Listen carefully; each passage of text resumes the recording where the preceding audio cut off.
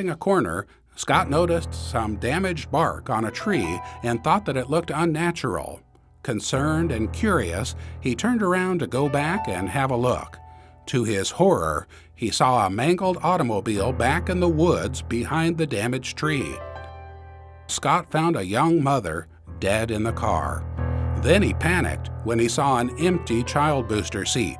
In the nearby brush, he found two little sisters, 4 years old and 2 years old.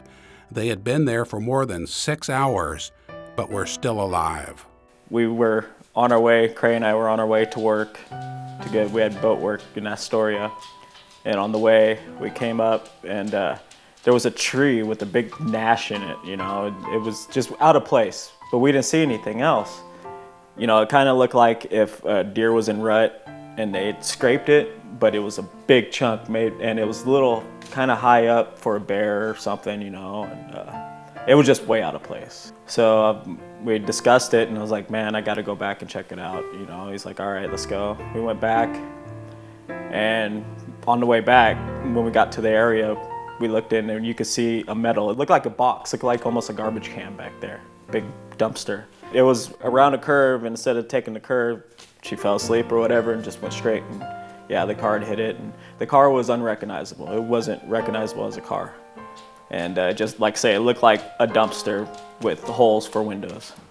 I went back there and I saw Jessica, which is the mother, and sitting in the driver's seat still, and obviously deceased. I went and checked vitals, and when I was checking vitals, I saw a child booster seat sitting on the dash next to her. It's when I saw that booster seat, I was praying that no kids were involved. And so I looked around the car, made sure there was no kids in the car, and I turned around and I took a step and looked off to my right, and about 30 to 40 feet away from the car, there were two little girls, and they were laying under blankets, and they were just staring at me. They looked lifeless. And I said, babies, are you okay?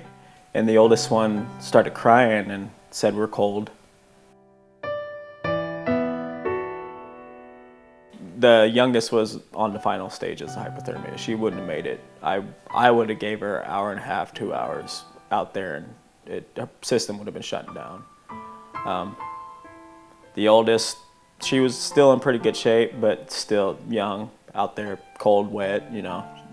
The report said that they were in there 6 to 7 hours between from their accident to when we saw them. So yeah, they said the wreck would probably happen about 2:30 in the morning. We saw them at 8:30 in the morning.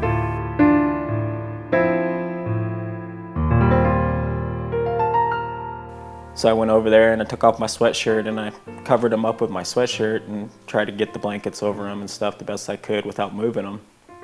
I had Disney tunes, like on my phone, some Disney songs and Muppet Show songs and stuff on my phone, so I played that to him, tried to keep him relaxed.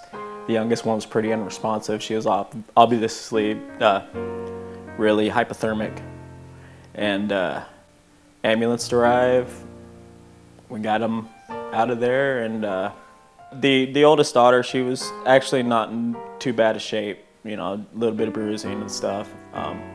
The youngest was in pretty rough shape. She had a broken pelvis and punctured lung, and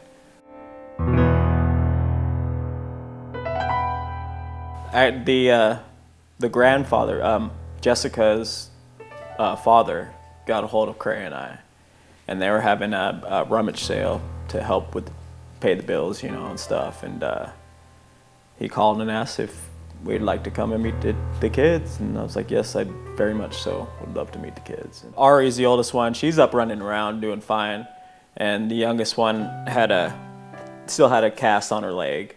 So she was scooting around on her butt. She wanted to go play with the kids so bad and everything. And Ari came up and gave me a big hug and then started beating me up, and you know, we had a little good time and everything. Yeah, well, yeah, every time I drive by it, you know, I look at the tree, the crosses that are there and everything, and I just, you know, thank the good Lord that we happen to act on reaction, you know. And when we went back, and thank the good Lord, because between that time, hundreds of vehicles have passed by there, logging trucks and other vehicles, and we've talked to people that said, wow, yeah, we just passed by that just before you guys, you know, and if it was springtime, we'd have probably never saw it. It's unfortunate that they lost their mother like that, but it's very fortunate that we got there the time we did.